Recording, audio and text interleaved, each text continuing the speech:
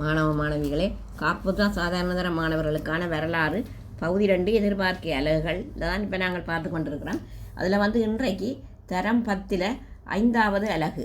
இது கடந்த வருடம் பரீட்சைக்கு வராதபடியால் இந்த வருடம் எதிர்பார்க்கலாம். இலங்கையில் புராதன விஞ்ஞானமும் தொழில்நுட்பவியலும் என்ற ஒரு அலகில் இதில் நான் மாதிரி வினாக்கள் கொஞ்சம் போட்டிருக்கிறேன்.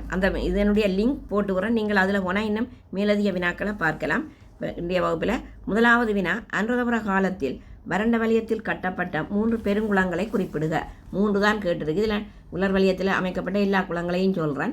மின்னேரியா, கவுடுழுவாவி, யோதவாவி, யோதவாவியை ராட்சத குளம்னு சொல்லலாம், குருளுவாவி, கந்தலாய்க்குளம், பதவியா, கிரித்தலவாவி, கலாவாவி, மகாவிலாட்சிய, நாச்சதுவவாவி, மகா கணதரவாவி, மானாகட்டிய குளம், மகாகல் கடவல.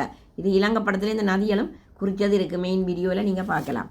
2வது வினா, வறண்ட வலயத்தில் பெருங்குளங்களை அமைத்ததற்கான 2 காரணங்களை குறிப்பிடுக. ஏன் வறண்ட வலயத்தில் பெருங்குளங்களை அமைத்தார்கள்? 1.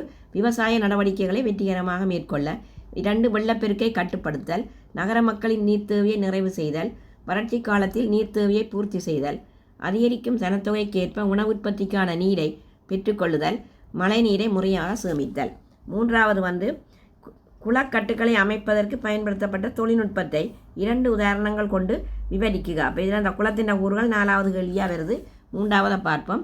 இரு எச்சக்குன்றுகளை இணைத்து அமைக்கப்பட்டமை. அதாவது இரு எச்சக்குன்றுகள் என்றது தனிக்குன்று, நீள்குன்று என்றெல்லாம் இருக்கிறது.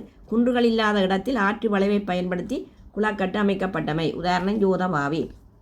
அதே மாதிரி சரள, களிமண், வெண்களி ஆகியவற்றை ஓரடுக்கின் மேல் இன்னொரு அடுக்காக இட்டு நன்கு அழுத்தி அமைத்தல். அப்போ இதன் மூலம் அந்த குளக்கட்டின் அத்திவாரத்தை பரப்பளவு கூடியதாக அமைக்கக்கூடியதாக இருக்கும். அதை விட இந்த குளக்கட்டை மிக நீளமாக அமைத்தல், மற்ற குளக்கட்டின் பாதுகாப்பிற்காக அலதாங்கியை அமைத்தல். நீங்கள் மேலதிக வினாக்கள் விவரங்களை லிங்க் போட்டு வரேன். அதில் போய் மெயின் வீடியோவில் பாருங்கள். இந்த வீடியோ பிடித்திருந்தால் லைக் பண்ணி ஷேர் பண்ணி மறக்காமல் சப்ஸ்கிரைப் பண்ணுங்கள்.